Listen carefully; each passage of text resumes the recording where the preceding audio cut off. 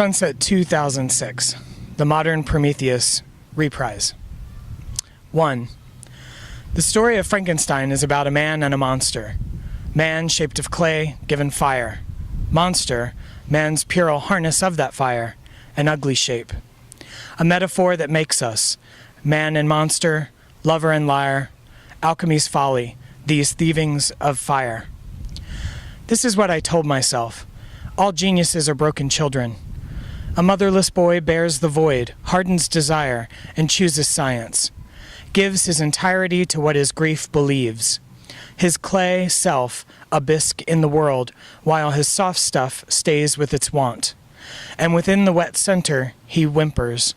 And from that, the brutal imagination. Imagine the lightning, plasma forked and white against rain, the darker of nights. There is a lab coat, a stone floor. The scientist summons. No, that can't be. The scientist conjures. No, that can't be. The scientist waits. For the kiss of cloud to ground, a cathode crack in the indigo folds of cockroach, and then the spark of life, more instinct than imagination, more meat than mind. 2. You had such a hope in me that I would kiss your cloud. I saw it in the way you crossed your feet when we argued. I saw it when you tried to parallel my steps when we walked. And the knowing of what failed was there, betrayed in the sight and the step. I'd blink, you'd blink. We would take the same picture, but always off by a breath, by our small hesitations. There would be a dusk. You would stare into the falling sun because you knew it was foolish, a disregard of body for beauty.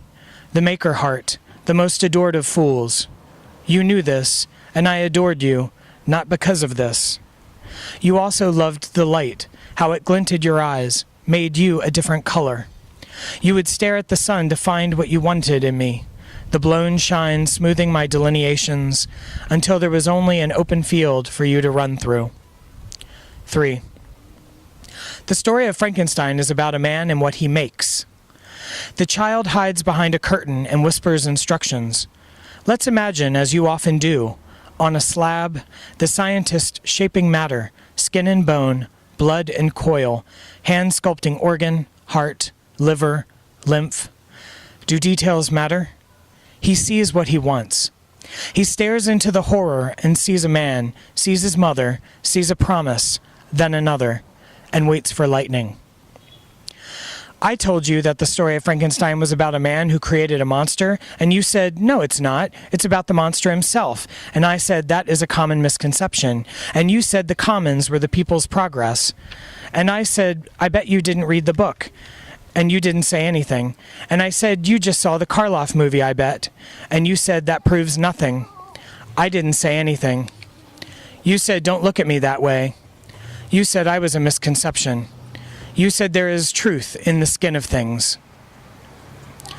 Doesn't it only make sense that lightning would be the fire of life? Something to harness, the lust of it, something so unyielding, so violent, so not of bone, so not of clay. Part 4. Your hope was all around me, enveloping, manic, and I could have crushed you.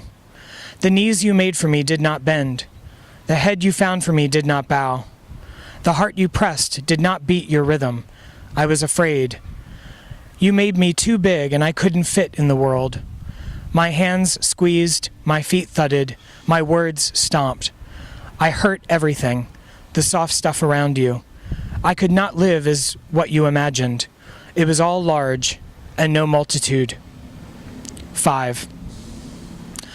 The story of Frankenstein is about a man and what he mistakes. Isn't it strange that in some movie incarnations, the monster kills his creator? Isn't it a strange choice? Victor moves in to embrace the wretch, the skinned atom of his labors, because we need to touch what we make no matter how foul its form.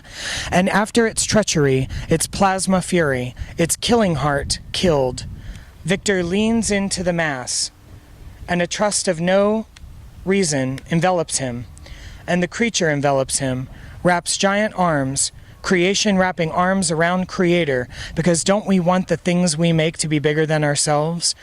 And pulls the scientist into the experiment, snaps his bones, beaker glass beneath the weight of anxious fingers, that large hand to cowl, or small of back, the places where we fold easy. Isn't it a strange choice? Please know why I ask this. Don't we all believe to bear it away? Don't we all stare into our want relentlessly? Don't we all know the grief that burns a cottage to the ground? I didn't want to be your monster. I didn't want the story of Frankenstein to be about you. But what is a story without want, anyway?